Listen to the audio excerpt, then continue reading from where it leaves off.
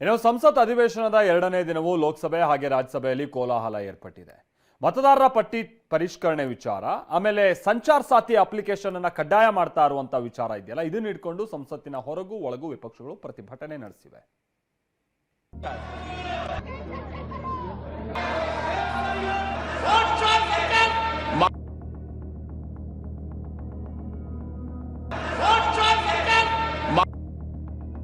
ಸಂಸತ್ ಅಧಿವೇಶನದಲ್ಲಿ ಮತಪಟ್ಟಿ ಪರಿಷ್ಕರಣೆ ಸಂಘರ್ಷ.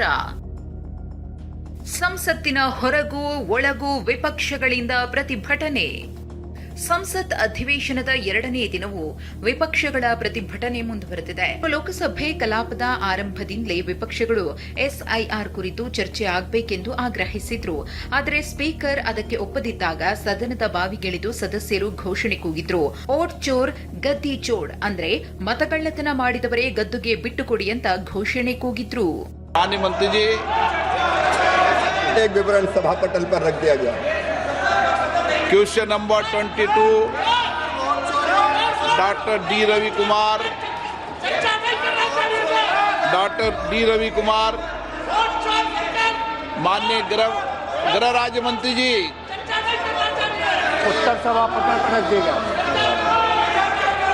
क्वेश्चन नंबर 23 डॉक्टर कडियम काव्य माननीय कृषि मंत्री जी, महोदय एक विवरण सभा पटल पर रख दिया गया है। Question number 24 Shri Satish Kumar Gautam. Question number 24 अध्यक्ष जी। ವಿಪಕ್ಷಗಳ ನಡೆಗೆ ಸ್ಪೀಕರ್ ಓಂ ಬಿರ್ಲಾ ಸಹ ಅಸಮಾಧಾನ ಹೊರಹಾಕಿದ್ರು. ಮೊದಲು 12 ಗಂಟೆಯವರೆಗೂ ಸದನವನ್ನ ಮುಂದೂಡಿದ್ರು. मैं हमेशा हर मुद्दे पर हर विषय पर आपको पर्याप्त समय पर्याप्त अवसर देता हूं. ಬಳಿಕ ಕಲಾಪ ಆರಂಭವಾದ ಮೇಲೂ ಪ್ರತಿಭಟನೆ ನಿಂತಿರಲಿಲ್ಲ.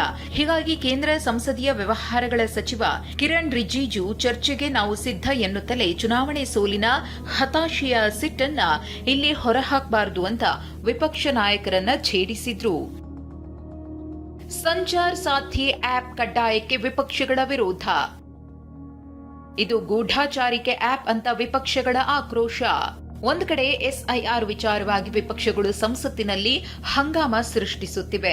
ಈ ಮಧ್ಯೆ ಕೇಂದ್ರ ಸರ್ಕಾರ ಎಲ್ಲಾ ಮೊಬೈಲ್ಗಳಲ್ಲಿ ಸಂಚಾರ್ ಸಾಥಿ ಆಪ್ ಕಡ್ಡಾಯ ಮಾಡಿದೆ. ಎಲ್ಲಾ ಮೊಬೈಲ್ ತಯಾರಿಕಾ ಕಂಪನಿಗಳಿಗೆ ಈ ಆಪ್ ಅನ್ನ ಕಡ್ಡಾಯವಾಗಿ ಅಳವಡಿಸಬೇಕು, ಅದನ್ನ ಡಿಲೀಟ್ ಮಾಡಲು ಬರದಂತೆ ಅಳವಡಿಸಬೇಕೆಂದು ನವೆಂಬರ್ 28ರಂದೇ ನಿರ್ದೇಶನ ನೀಡಿದೆ. ಆದರೆ ಇದರ ವಿರುದ್ಧ ವಿಪಕ್ಷಗಳು ಸಿಡಿದೆದ್ದಿವೆ. Bureau report, TV9.